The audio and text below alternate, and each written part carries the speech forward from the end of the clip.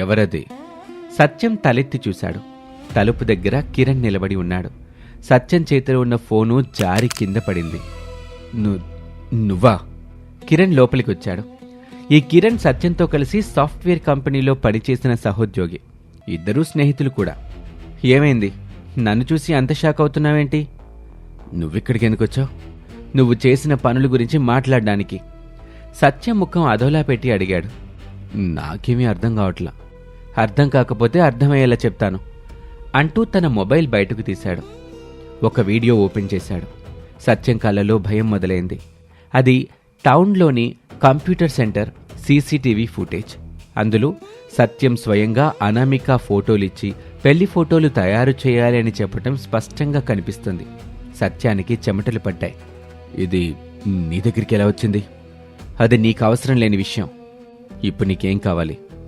అనామికకి న్యాయం జరగాలి. సత్యం గట్టిగా నవ్వాడు. కిరణ్ అదోలా చూశాడు. నువ్వు చాలా ఆలస్యంగా వచ్చావు కిరణ్. పెళ్లి ఇప్పటికే ఆగిపోయింది. ఊరంతా ఆమె గురించి మాట్లాడుకుంటుంది. ఈ వీడియోతో ఏం చేస్తావు? నిజాన్ని బయట పెడతాను. ఆ వీడియో బయటకు వెళ్తే నీకే నష్టం. బెదిరిస్తున్నావా? హెచ్చరిస్తున్నాను. నేను భయపడే మనిషినైతే ఇక్కడి దాకా వచ్చేవాణ్ణి కాదు సత్యం అంటూ కిరణ్ బయటకు వెళ్ళిపోయాడు. ఇక అనామిక స్వాతి దగ్గర కూర్చుంది. అనామిక, మనం ఈ వీడియోస్ ఎక్కడి నుండొచ్చాయో కనిపెడితే నిజం బయటపడుతుంది. కానీ ఎలా? పంపిన నంబర్ని ట్రేస్ చేయాలి అని స్వాతి చెప్తూ ఉండగా అనామిక ఫోన్ మోగింది. అది తెలియని నెంబర్. కాల్ లిఫ్ట్ చేసింది. హలో, నేను కిరణ్ మాట్లాడుతున్నాను. ఏ కిరణ్? సత్యంతో కలిసి కంపెనీలో పనిచేశాను. అయితే ఇప్పుడు నాకెందుకు ఫోన్ చేసావు? నీకు సహాయం చేయాలని ఫోన్ చేశాను. అనామిక ఆశ్చర్యపోయింది. సత్యం చేసిన పనికి ఆధారం నా దగ్గరుంది. ఏమన్నారు? రేపు ఉదయం 10 గంటలకి టౌన్ బస్టాండ్ దగ్గరికి రండి. ఆధారం మీకిస్తాను. అప్పుడు సత్యం ఖచ్చితంగా జైలుకు వెళ్తాడు. మీ పెళ్లి సంతోషంగా జరుగుతుంది. ఏదేమైనా బస్టాండ్ దగ్గరికి రండి, మర్చిపోకండి. అనామిక స్వాతి ఒకరి ముఖం ఒకరు చూసుకున్నారు. సత్యం గదిలో కూర్చుని ఆలోచిస్తున్నాడు. గోపయ్య లోపలికొచ్చాడు. ఏం జరిగిందిరా? ఒక సమస్య వచ్చింది నాన్న. ఏంటి? కిరణ్ వచ్చాడు. గోపయ్య ఒక్కసారిగా షాక్ అయ్యాడు. వాడికి విషయం తెలిసిపోయిందా? అవును, తెలిసిపోయింది. ఇప్పుడు మరేం చేస్తావు? కిరణ్ దగ్గరున్న ఆధారం మాయం కావాలి. ఎలారా? రేపు ఉదయం కిరణ్ అనామికాని కలవటానికి వెళ్తున్నాడు. కానీ నేను వెళ్ళనివ్వను. ఈలోపే కిరణ్ ఆటకి అడ్డుకట్ట వేస్తాను. గోపయ్య ఆశ్చర్యంగా చూశాడు. సత్యం ఫోన్ తీసి ఎవరికో కాల్ చేశాడు. ఇక మరుసటి రోజు ఉదయం 9 గంటలకి అనామిక తయారై ఇంటి బయటకు వచ్చింది. రాజయ్య, సుజాత ఆందోళనగా చూస్తున్నారు. జాగ్రత్తగా వెళ్ళమ్మా. భయపడొద్దు నాన్నా, నిజాన్ని బయటకు తీసుకొస్తాను అంటూ టౌన్కి బయలుదేరింది. అదే సమయంలో కిరణ్ తన బైక్ మీద బస్టాండ్ వైపు వెళ్తున్నాడు. అతని బ్యాగ్లో ఒక ల్యాప్టాప్. ఆ ల్యాప్టాప్లో సత్యం కుట్రకి సంబంధించిన సీసీటీవీ వీడియో ఉంది. కిరణ్ ముఖంలో ఆత్మవిశ్వాసం. జాగ్రత్తగా చూసుకుంటూ ముందుకు వెళ్తున్నాడు. అతని వెనకాల ఒక నల్ల కారు వస్తుంది. ఆ కారులో 2 వ్యక్తులున్నారు. వాళ్ళు సత్యం పంపిన మనుషులు. వాళ్ళు కారు వేగాన్ని పెంచారు. సత్యం అటూ ఇటూ తిరుగుతున్నాడు తన ఇంట్లో. టెన్షన్ పడుతున్నావా? కిరణ్ అడ్డు తప్పితే ఎలాంటి సమస్య ఉండదు నాన్న.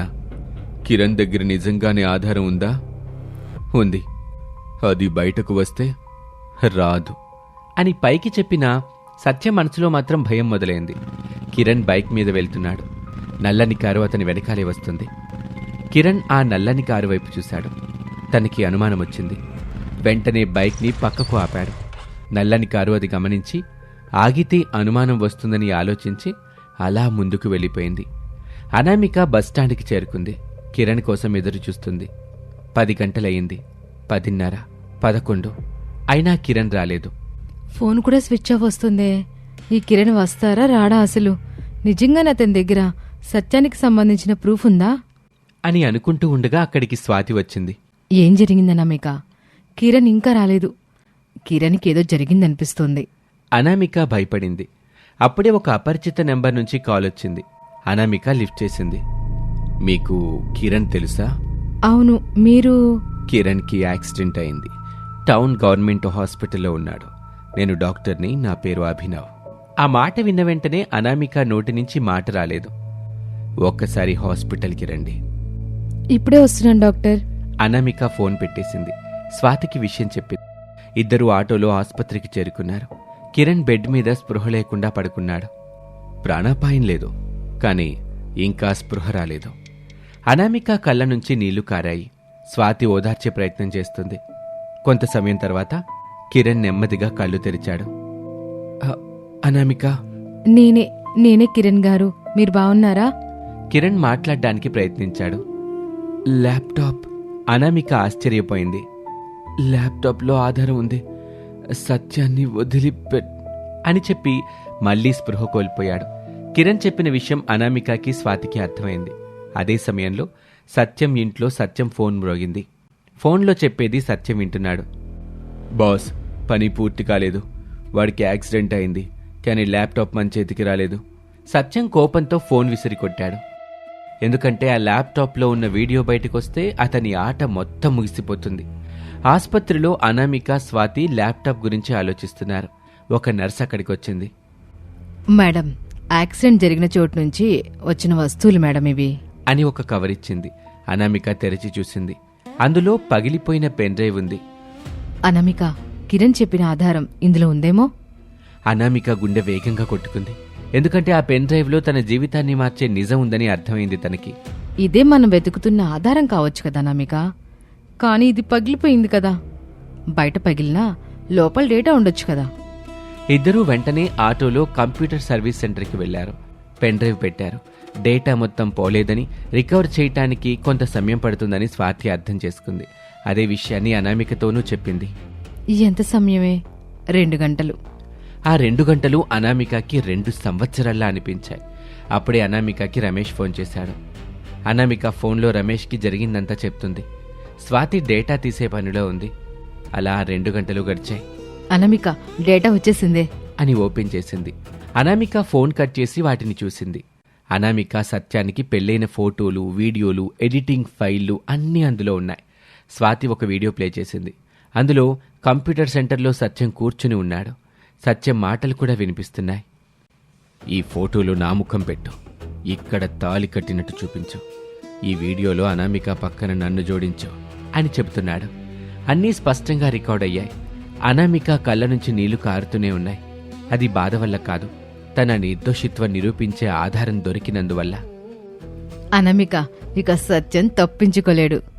ముందుగా రమేష్ గారికి చూపించాలి అని అనామిక వెంటనే రమేష్కి ఫోన్ చేసింది. హలో అనామిక, మీకు చూపించాల్సిన ఒక విషయం ఉంది. అత్తయ్య మావిని తీసుకుని రండి అని ఎక్కడికి రావాలో చెప్పి ఫోన్ పెట్టేసింది అనామిక.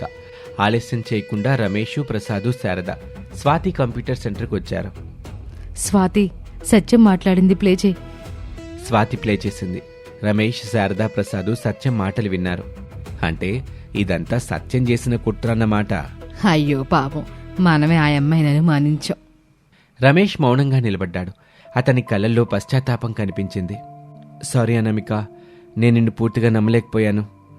మీరు నిజం తెలుసుకోవడానికి ప్రయత్నించారు, అదే చాలు నాకు. అందరూ ఊపిరి పీల్చుకున్నారు. కానీ స్వాతి ముఖంలో ఇంకా టెన్షన్ ఉంది. చెమటలు పడుతున్నాయి. అది రమేష్ గమనించాడు.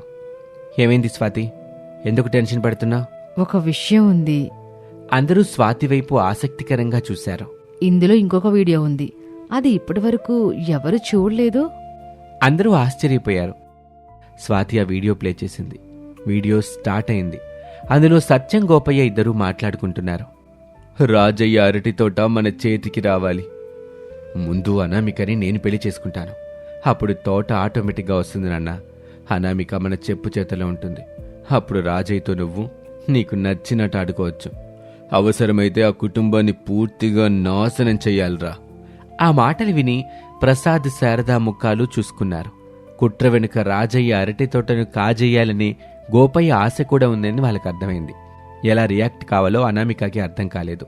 అప్పుడే ఒక నల్లని కారు స్వాతి కంప్యూటర్ సెంటర్ వైపు దూసుకొస్తుంది. ఆ కారుని డ్రైవింగ్ చేస్తుంది సత్యం. కోపంగా, ఆ రమేషు, వాడి అమ్మా నాన్న, అనామిక ఆ స్వాతి కంప్యూటర్ సెంటర్లో ఉన్నారని తెలిసింది. ఇదే మంచి సమయం. నాకు దక్కని అనామిక ఎవరికి, ముఖ్యంగా రమేష్కి దక్కకూడదు. నల్లని కారుని వేగంగా తీసుకెళ్లి స్వాతి కంప్యూటర్ సెంటర్ను ఢీకొట్టాలని అతని ఉద్దేశం. అందుకే కారును వేగంగా పోనిస్తున్నాడు. అయితే సత్యం అనుకున్నది జరిగితే సత్యం గెలుస్తాడు. అప్పుడు అనామిక ఓడిపోతుంది. అనామిక ఓడిపోతే మీరు ఊరుకుంటారా? లేదు కదా. ఏం చేస్తే అనామిక గెలుస్తుందో కామెంట్ రూపంలో చెప్పండి. చీలాసవ్ అనామిక 4వ భాగంలో మళ్ళీ కలుద్దాం. Thank you for watching.